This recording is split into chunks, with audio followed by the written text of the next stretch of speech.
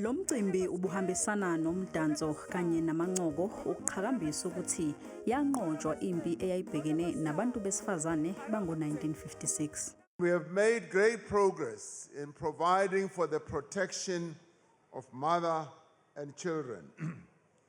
As the Women's Charter demands, we have worked to provide proper homes, yes, for many women in our country.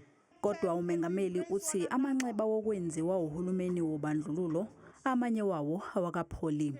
The product of colonialism and apartheid continue to hold our women back.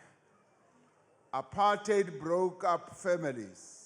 Udlame oloyamaniswa nobulili kuseyinkinga enkulu ebhekene nabantu besifazane ngaphansi kohulumeni wentando yabantu. Ukulwa nalokhu kulomcimbi kucikicwe isibophezelo sabantu besilisa sokulwa nodlame olubhekiswe kubantu besifazane. Our country is deeply traumatized by the violence that continues to be perpetrated against women and children. This violence is a betrayal of our constitution. Umengameli uthi kumele kwesekwe abantu besifazane kwezomnotho.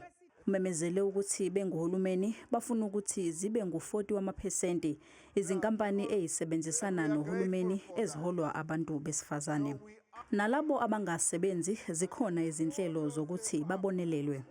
Many women in our country still do not have their homes, still do not have places where they can bring up their children. And this is what we must correct. And correct this we shall. Lo mcimbi ubungeminye yemicimbi emkhulu ebihlelwe kulolonke leli ukubungaza usuku lwabantu besifazane.